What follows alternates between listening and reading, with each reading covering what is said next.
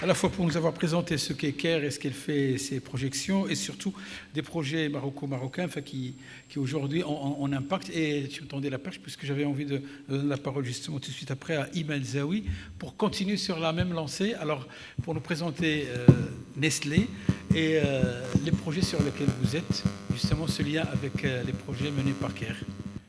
Oui, tu peux. Mais bien sûr, allez-y. Marhaba.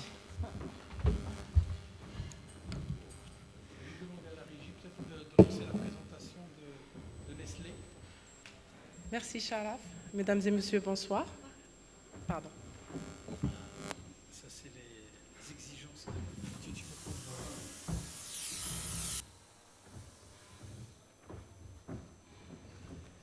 Très bien, merci. Donc, mesdames et messieurs, bonsoir.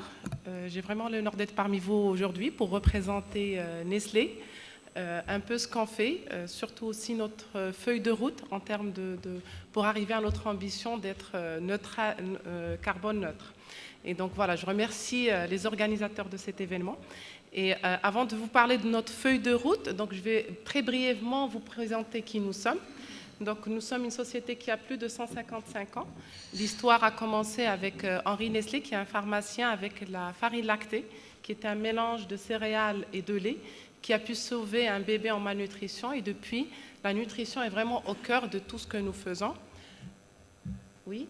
Alors, nous avons un portefeuille de produits très large. On parle de plus de 2000 marques à travers le monde. On est présent dans plus de 186 pays. Et plus de 1 milliard de produits Nestlé sont vendus chaque jour. Donc nous croyons fortement, nous croyons fortement à la force de la nutrition pour améliorer la qualité de vie pour tous aujourd'hui, mais aussi pour les générations futures. Nous avons, alors au Maroc, nous avons une présence historique dans le royaume qui remonte à 1927. Et depuis, nous avons cessé de conforter notre présence et de consolider. Nous avons une production locale dont on est très fiers. Plus de 60% de notre business est produit localement au niveau de notre usine d'El Jadida.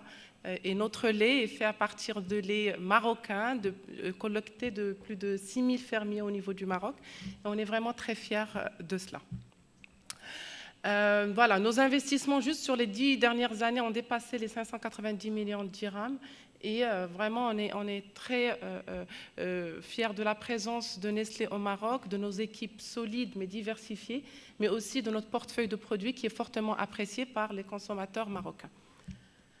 Donc voilà, notre usine d'El Jadida, qui est spécialisée dans la production du lait et du café, elle produit plus de 8000 tonnes de lait en poudre par an, plus de 4000 tonnes de café soluble.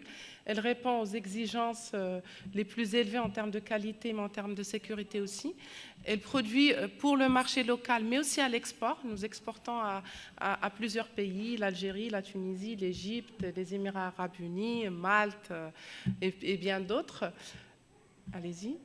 Et notre portefeuille de produits au Maroc est large, donc du lait, du café, de la nutrition. Je pense que voilà, tout le monde connaît les produits Nestlé et je pense les apprécier fortement. Donc voilà, comme vous le savez tous, les changements climatiques représentent un très grand risque pour l'alimentation, mais en même temps, la production et la consommation de produits alimentaires contribuent aussi énormément aux émissions de gaz à effet de serre. D'où les engagements qu'a pris Nestlé au niveau global. Donc on s'est engagé à réduire de moitié nos émissions de gaz à effet de serre à l'horizon de 2030 et arriver à zéro net émission à l'horizon de 2050. Donc zéro net émission, c'est tout simplement, ça signifie que sur toute la chaîne de valeur, nous voulons éradiquer complètement les émissions de gaz à effet de serre. Et tout l'écart qui restera, comme l'a dit M. Mouline tout à l'heure, sera compensé par des activités qui nous permettront de capturer le CO2 dans le sol ou dans les arbres. Alors, on travaille, notre feuille de route est sur 3 éléments. D'abord, bien sûr, nos usines, la fabrication et la distribution, nos produits en eux-mêmes, mais aussi en amont, parce qu'on travaille beaucoup avec des produits et l'agriculture, donc tout ce qu'on appelle agriculture régénératrice. Et alors, nous sommes très fiers des efforts qui sont faits au niveau de notre usine d'El Jadida. Donc, jusqu'à présent, nous avons réussi à réduire de 8 millions de kilos de CO2, qui est l'équivalent de 1800 voitures par an. Mais nous avons aussi mis en place des initiatives qui ont permis de réduire des économies d'eau de plus de 240 000 mètres cubes par an. Donc, c'est l'équivalent de 6 000 foyers, la consommation de 6 000 foyers par an. Nous avons investi dans un certain nombre d'installations, donc quelques exemples. Oui, allez-y. Donc, le traitement des eaux de chaudière avec l'osmose inverse, mais aussi, allez-y, le système de récupération de chaleur qui nous ont permis d'économiser 1300 tonnes d'eau. On produit du lait du lait en poudre à partir du lait frais, donc c'est 90% d'eau. Cette eau, on ne la gaspille pas, elle est traitée et nous l'utilisons pour nos stations de refroidissement et qui permet énormément d'économie d'eau. Wahba on a parlé, donc on a été très fiers de notre station solaire. Nous avons un commitment clair et un engagement d'arriver à 100% d'énergie renouvelable à l'horizon de 2025. Le premier pas était notre station solaire au niveau d'El Jadida, donc, qui vient aussi soutenir les engagements au niveau du pays, mais qui nous a permis de réduire 1 million de kilos de CO2 par an.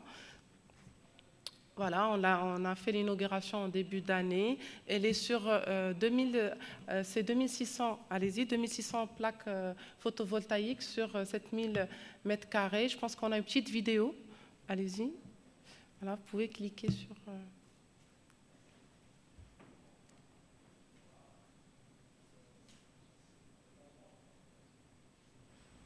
Si la technologie veut bien.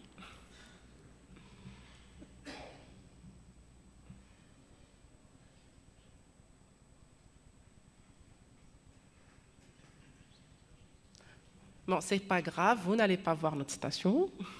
C'est pas grave, allez-y.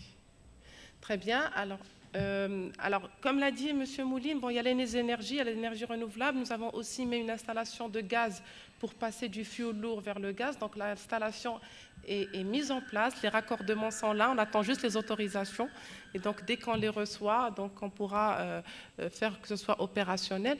Mais il y a, au-delà des énergies, il y a d'autres initiatives. Donc, nous sommes très fiers que notre usine d'El Jadida, il y a 0 déchet qui partent vers la décharge publique. 100% de nos déchets au niveau de l'usine sont revalorisés et on est vraiment très fiers de cette étape. Nos emballages, donc on a un engagement que 100% de nos emballages soient recyclables à l'horizon de 2025. Au niveau de l'usine d'El Jadida, on est déjà à 80%, donc Inch'Allah, on est sûr qu'on pourra même arriver à au-delà. Tout ce qui est distribution est un élément important. Et tout en optimisant nos coûts de distribution, on peut aussi avoir un impact positif au niveau de l'environnement. Et donc, on a mis beaucoup de projets de direct shipments, donc de livraison directe à partir de nos usines vers nos clients, mais aussi d'utiliser les camions qui nous livraient la matière première pour reprendre de la livraison de produits. Ça permet aussi beaucoup d'optimiser, de réduire les émissions de CO2. Donc, comme je l'ai dit, on travaille aussi avec beaucoup de fermiers, donc plus de 6 000 fermiers de la région d'El Jadida, et nous voulons étendre nos activités en amont, donc dans le sourcing. Et c'était très important pour qu'on puisse le faire, parce qu'il y a un changement de mindset à faire avec les fermiers. Nous avons mis en place un village modèle et qui a permis qu'il y ait la concentration de toutes les bonnes pratiques de gestion au niveau du Milk District, du cercle laitier. Et vraiment, pardon, vous pouvez revenir, vous partez plus vite que moi. Donc voilà, et donc ça a été un exemple qui nous a aidé aussi d'accélérer les initiatives avec les autres fermiers et on est très fiers de cela. Aujourd'hui, nous sommes aussi en train de supporter les fermiers pour équiper les centres de collecte en panneaux solaires. Donc 100% des centres de collecte avec lesquels on travaille vont être équipés en panneaux solaires d'ici 2022 et ça aussi c'est très important pour nous. Nous avons fait aussi une étude et l'essentiel, alors dans toute la chaîne de valeur, la partie production, distribution, bon, elle est à peu près à 5% chacun, la logistique 9%, mais le plus gros des émissions de gaz à effet de serre viennent de la production en elle-même. Et dans la production, plus de 33% viennent des vaches en elles-mêmes. Et donc, on travaille aussi pour tout ce qui est fermentation entérique sur des additifs au niveau de l'aliment du bétail qui, en plus de permettre d'augmenter la productivité par vache, vont permettre de réduire énormément les émissions de CO2. Et c'est un projet qui est très intéressant et sur lequel on travaille avec les fermiers. Il y a aussi la gestion du fumier, qui est aussi une grande source d'émissions de CO2. Et donc, on est en train d'installer des stations de création de biogaz. Comme ça, ça permettra aussi du village de bénéficier de ce gaz, mais aussi de limiter les émissions de CO2.